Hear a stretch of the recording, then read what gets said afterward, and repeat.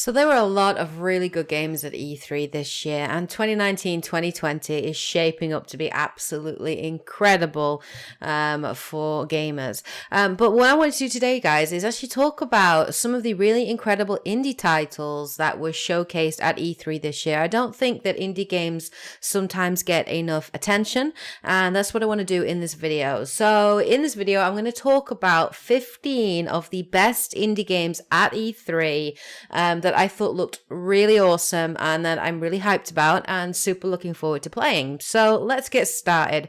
So first up, the first game I wanted to talk about today is Ori and the Will of the Wisps. Of course, this is developed by Moon Studios, and it's the sequel to the 2015 Ori and the Blind Forest, which was just a beautifully gorgeous looking game. Really, really, really beautiful. Really enjoyed the game, and I'm very, very much looking forward to the sequel. So it's set to come out on the 11th of February 2020. And at E3 this year, we got to see a bit of new gameplay, and we also got to see new locations, more of the art style, and Ori and the Will of the Wisps looks just absolutely gorgeous. What I will say is I'm really surprised that it's coming out in 2020. We heard about this game quite a while ago, and I was expecting that we would get some kind of release this year. So I'm really surprised that it's coming out next year, but I will say it still looks really great. I still will be picking it up, and I'm definitely looking forward to it.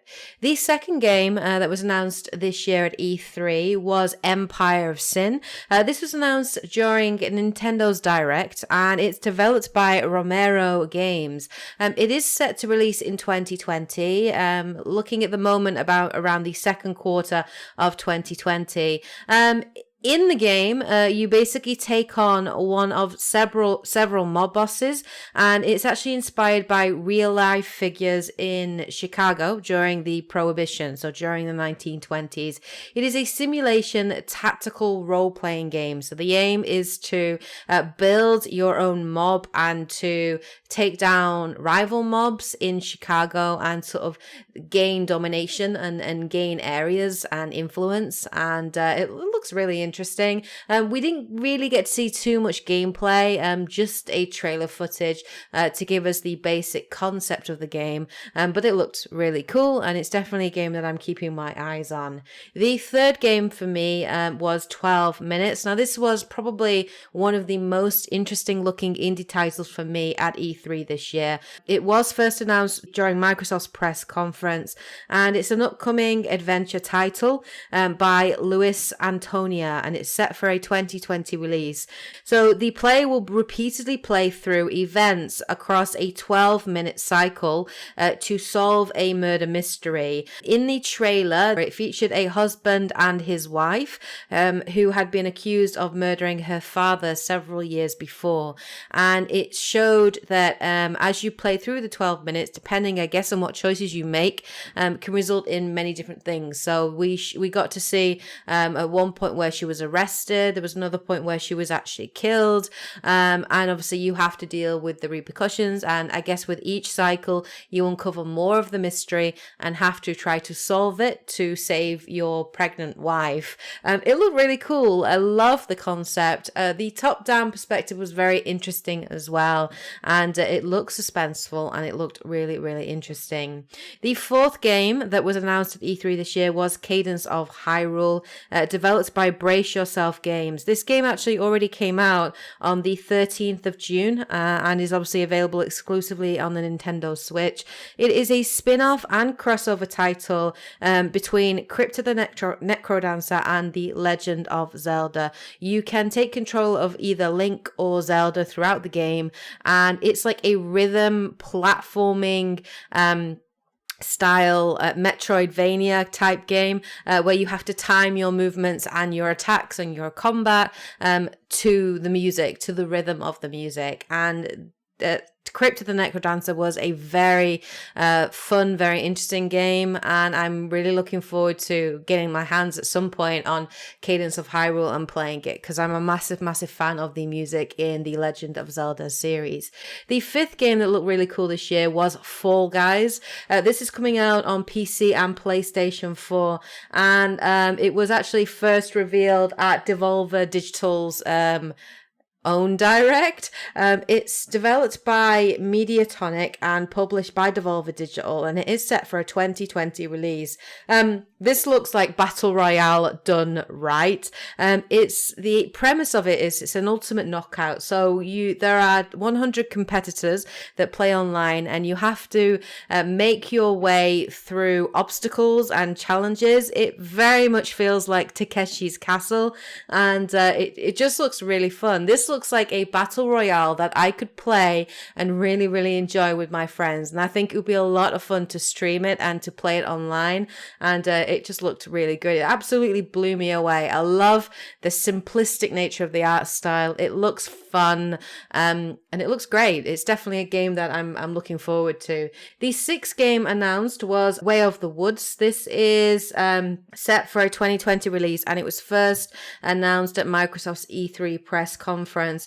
In the game, you actually play as a parent and child. So I think you take control of the parent, the adult deer, and you have your antlers actually glow, and you can interact with items in the world and like attack things, I think. And the idea, I think, is to find your way back into the woods. I think you're like trapped or lost in the city, and you have to guide your child back into the safety of the woods. The art style reminds me very much of Abzu and Rhyme.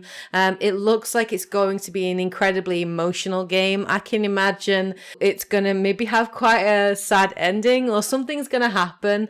Maybe we'll be recreating Bambi, who knows. But it looks really interesting, and yeah, I like the art style, and I'm intrigued to find out more. The seventh game is Val Ferris. This is developed by Steel Mantis and actually set for a 2019 release, although we don't have a specific date at the moment.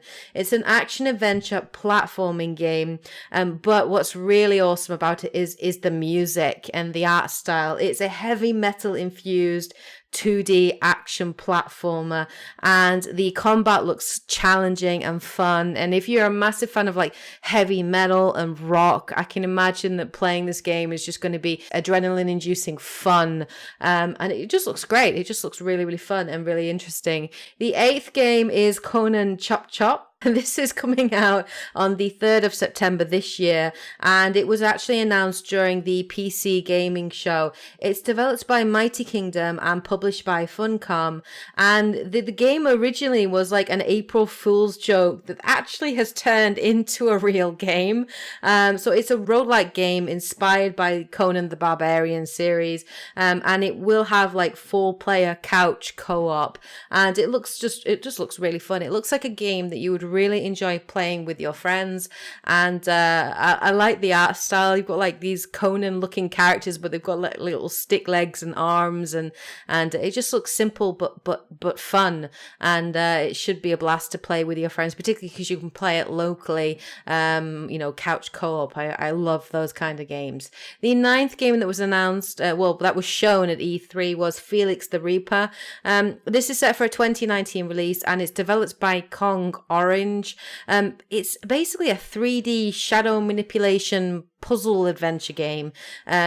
And also a romantic comedy. You play as Felix, who works at the Ministry of Death, and Felix is basically in love with Betty the Maiden from the Ministry of Life, and you're trying to navigate the real world and like win Betty's love. And what's really cool as well with Felix is he's really different and unique because he loves music and he loves to dance. And as you're progressing through the game and puzzle solving and using shadows to move and to dance around, it just looks really fun. It looks really, really cool. And I do know that the developers have put a lot of time into sort of capturing actual, real life animations of professional dancers, and they wanted to make Felix seem as lifelike and as real and as fluid as you'd be expecting.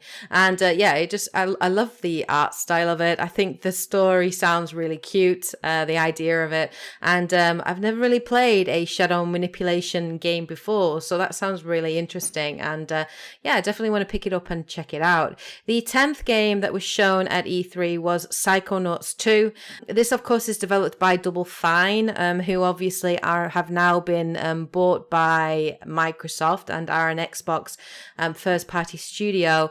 But thankfully, Psychonauts 2 is going to be cross-platform, so it is going to be coming out on Xbox One, PC, PlayStation 4, I think Nintendo Switch as well, but I'm not 100% on that. But it's set for release next year in 2020, and of course it's the sequel to 2005's Psychonauts, and it should be an incredibly fun platforming game. We've seen quite a bit of gameplay in the trailer footage, and the gameplay looks really, really fun. I like the art style. I never actually got to play the original Psychonauts, but I heard it was a really good, strong platforming title, so I'm looking forward to playing it and checking it out. The 11th game that was shown at E3 was Lost Ember. This is developed and published by Moon Eye Studios and is set to come out actually this month on the 19th of July. It's an adventure game where you explore the ruins of an ancient empire, interestingly from the perspective of a wolf in search of his place in the world.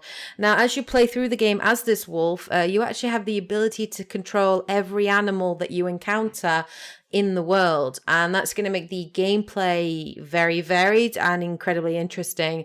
I love the art style. I think visually it's a beautiful looking game, and I always find these styles of games where you don't have a voice acted character, where it's mostly sort of music and sound effects and animation and art. I find those kind of games really relaxing and really interesting, and I'm looking forward to picking it up. It looks really interesting. The 12th game coming out that was shown at E3 is Sea of Solitude. That actually comes out this week on the 5th of July and is of course by Jomei Games. We actually saw Sea of Solitude for the first time last year at Microsoft's press conference. We didn't see much of it at E3 this year, but I did want to mention it because it is an indie title that I'm really looking forward to.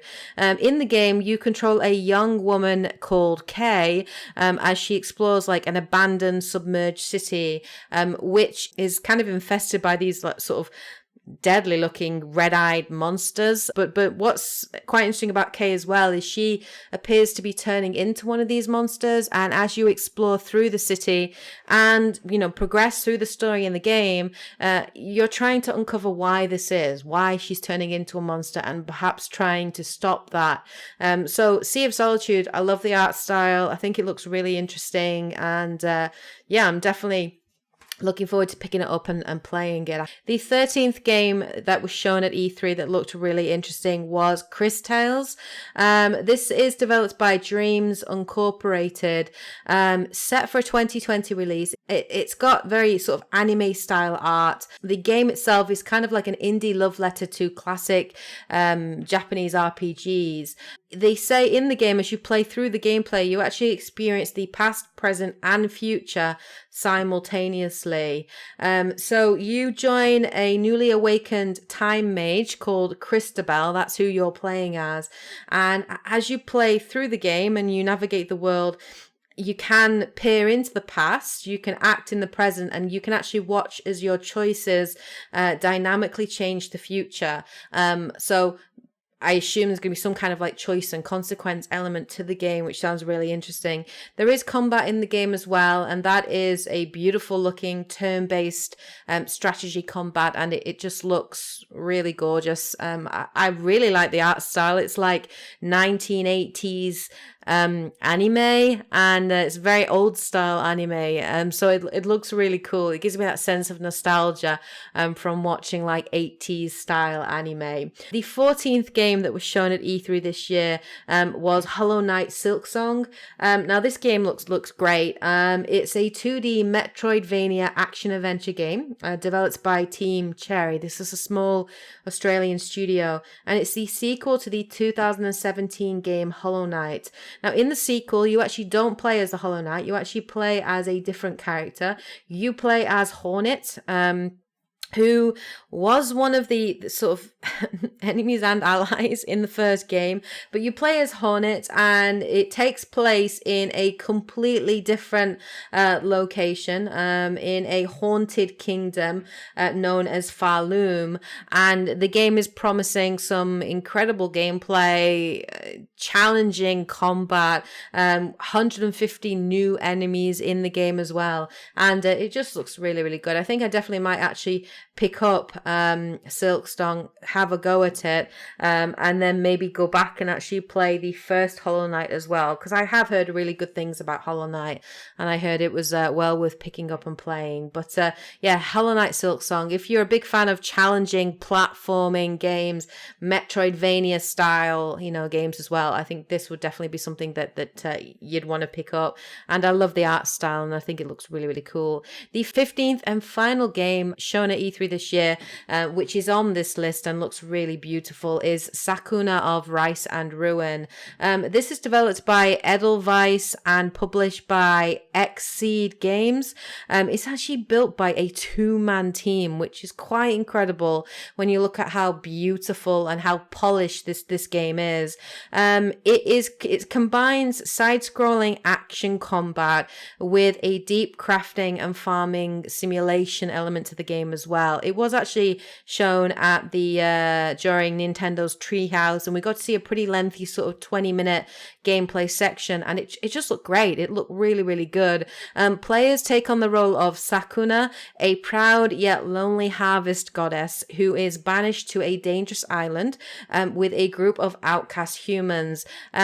Initially the relationship between Secona and the humans starts off kind of rocky, and she doesn't really like humans and doesn't really interact well with other people. But as you progress through the game, she starts to build friendships and bonds, and actually starts to care about these humans on her island, and seeks to sort of defeat and protect them from demons and monsters, while trying to better the lives of the humans that she lives with, by obviously harvesting rice and making sure that they're fed and protected. I guess it's going to be like a redemption kind of story, so that she gets banished there for maybe being selfish and self-centered and isolating herself and not really being a responsible goddess. And I guess as she plays through the game, she has to sort of redeem herself by protecting these humans on this island. But the art style looks so gorgeous, and the combat looked really interesting and fun as well, and it's absolutely a game I'm going to be picking up on the Nintendo Switch, and it's why it's on this list,